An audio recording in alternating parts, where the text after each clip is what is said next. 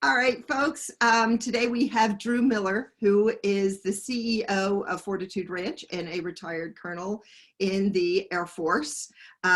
With 2020 being a year of so much uncertainty and division, we've all experienced so many changes, both personally, economically, and socially. That we would have never imagined. Now we're about to go into one of the most divisive election cycles that we've been in our recent history. So Drew is going to talk to us a little bit about what are really the threats, the real threats that are among us right now, what we need to be concerned with, and also what are some things that we can do to prepare. So Drew, I'll turn it over to you if you want to tell us a few things about yourself and tell us the things that should be on our radar and what we can do to prepare. Thanks, Kiki. I'm glad to do that. So I'm a retired Air Force colonel, intelligence officer, and for the past 5+ years, I've been CEO of Fortitude Ranch, a recreational and survival community. So I've been a prepper for a long time, and as an intelligence officer, certainly watching threats.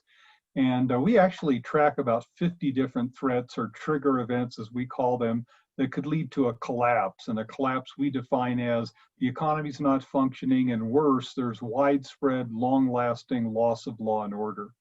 And the two biggest threats that we worry about are pandemics and loss of the electric system.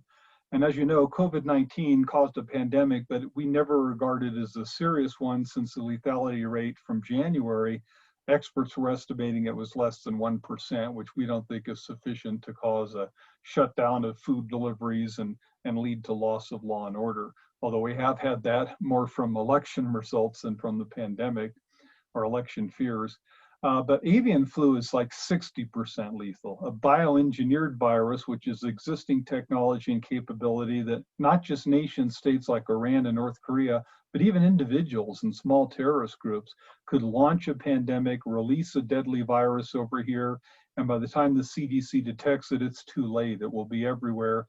And if it's got a lethality like avian flu or some past pandemics or viruses we've had, it's going to be nothing like COVID-19. Economic activity will stop. There'll be no food deliveries. There'll be not just massive looting, but widespread violence, deadly violence, and we'll be in a collapse that lasts for months, maybe years. And the electric system, as I mentioned, is the other general category of threats that preppers are very, very concerned about. And just like pandemics, where there's been congressional testimony by experts, all kinds of reports saying we're not prepared, this is going to happen, the word they use is inevitable. Things like solar flares have already caused widespread electric outages, but there's also cyber attacks on the electric system that can bring it down. EMP, electromagnetic pulse from a nuclear weapon, can bring down the electric system. And North Korea could do that with one nuclear warhead delivery. North Korea could take down our electric system. And they may not do it openly. You might smuggle a small warhead aboard an airliner and detonate it high in the atmosphere of the United States. And our electric system doesn't go down for days or weeks at that point. It's down for months to over a year.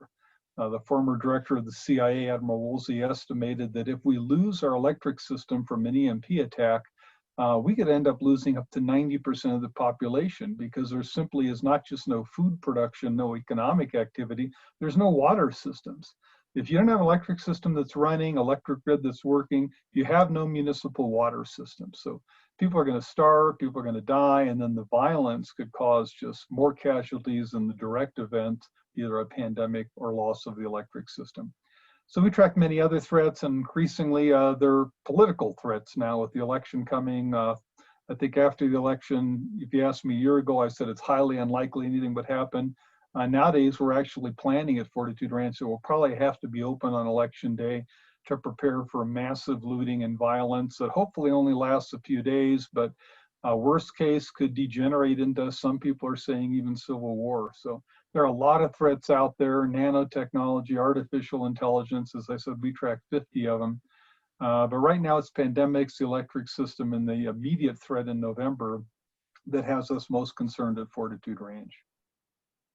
And so, Drew, this is, it can be so overwhelming, and there's really not a lot that we have control over, but there are some steps that each of us can take that we can walk away today and take some very basic steps to protect ourselves and our families. What would you say are the basic things, the basic steps that each of us can take today? And also, you know, I think one of them would be to, if you're in the Colorado area, to visit Fortitude Ranch. But can you tell us, you know, 2 to 3 takeaways that people can implement today with them, with their families? Sure. Well, your website has a lot of information to answer that. So does ours on Fortitude Ranch. So food and water and shelter are the obvious ones, but as preppers know, it doesn't do any good to have a lot of preparations and stockpiled food if you don't have the guns and the ammo and the guards to protect it. Indeed, you could make an argument that if you've got a lot of supplies stockpiled in your house, but you can't defend it, you may be worse off, especially if your neighbors or others know you've got it there because you've just made yourself a good target. So you have to be able to defend yourself. And that means a lot of guards on duty all the time, especially at night when a well-disciplined, smart aggressor or marauder group will be out and most active. And that's why most preppers over time have figured out that you really can't do this very well on your own. I mean, a low-level threat or doesn't last too long threat, you know, you can do it on your own. But for a long-term disaster, like as I said, a bad pandemic or loss of the electric system or massive crop failures from an asteroid or super volcano or some plant virus that just wipes out food production across the planet and leads to a collapse. For that kind of a thing, you really need to be in a bigger group. So you can try to form a survival community on your own, or you can look at a service like Survival Condo that has massive underground facilities and former ICBM silos, or a Fortitude Ranch type situation where we're a lot lower cost. We rely on our members to serve as guards and our staff.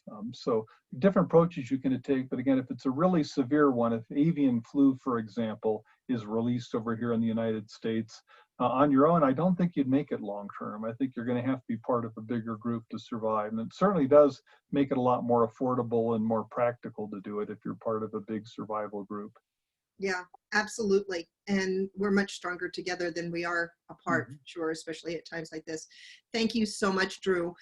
There are some really great opportunities that Fortitude Ranch is offering to all of those in our community here with the National Self-Reliance Project.